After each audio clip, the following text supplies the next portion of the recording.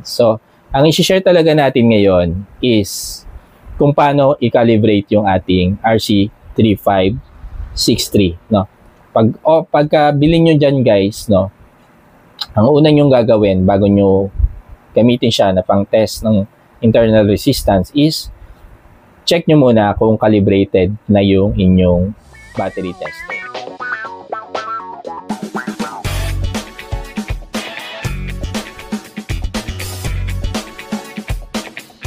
Ito guys, no, sa video ito is meron tayong i-share. Ito yung ating RC3563 na battery tester. So, ito yung tester na ginagamit na pang-check ng internal resistance ng ating mga battery.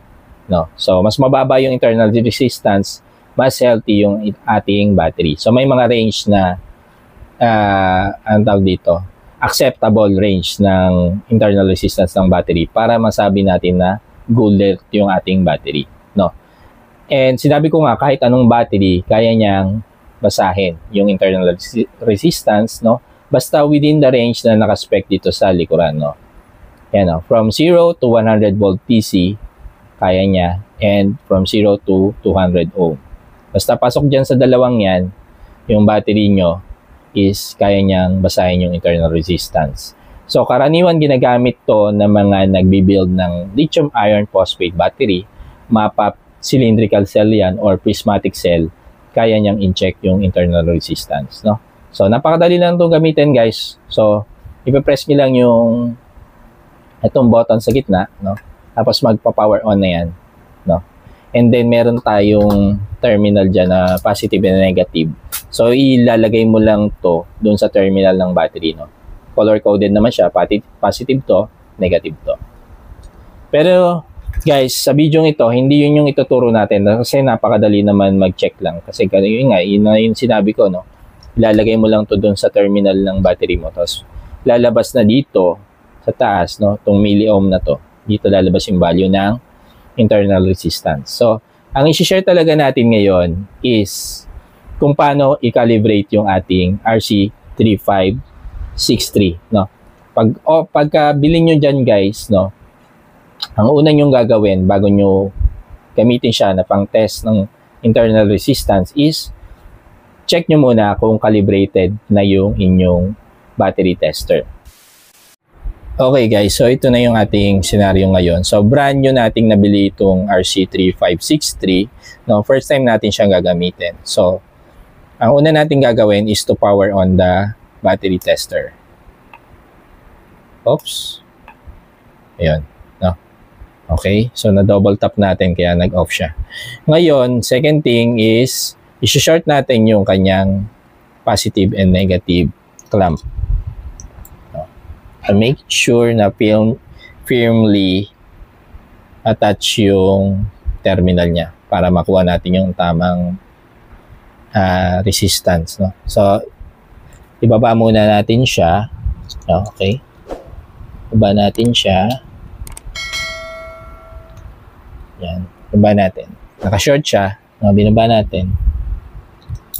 Oops. Nawawala.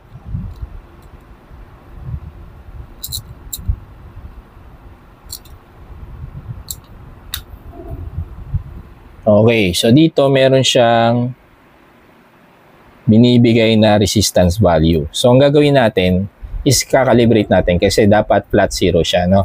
So, para makalibrate natin yan, pupunta tayo sa settings, no? Tapos, yung number 1, yan yung calibration ng resistance. So, press natin yung enter key. Then, ayan, no?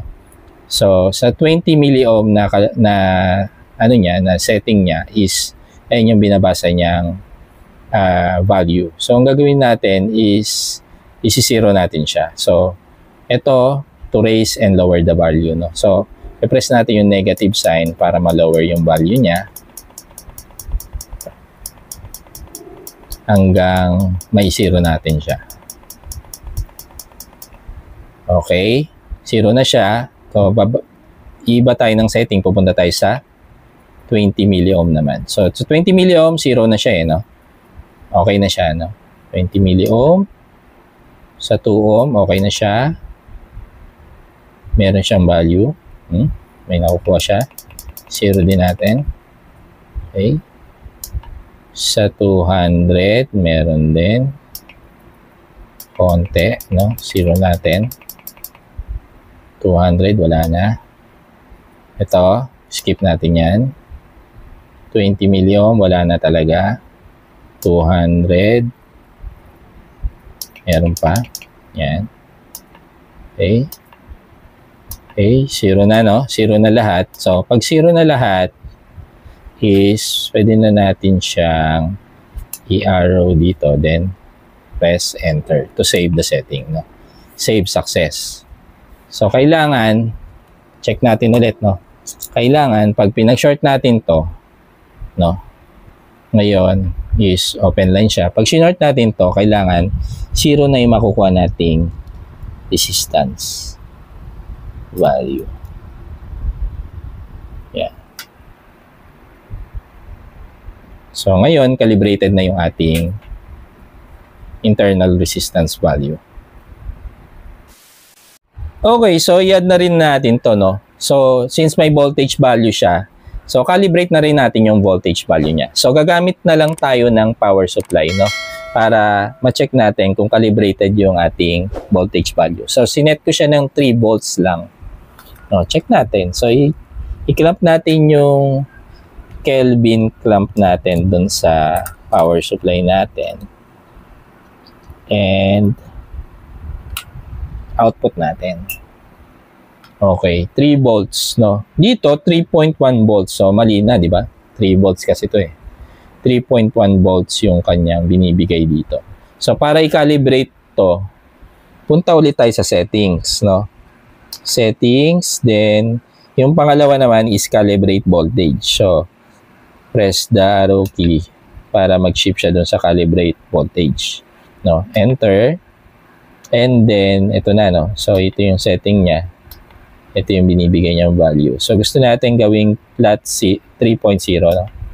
So, flat natin.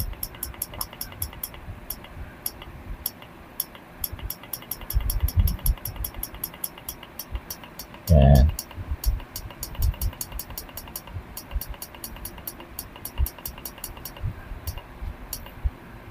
Yan. Settings. And 100 volts. Tagyan natin. Yan. And then,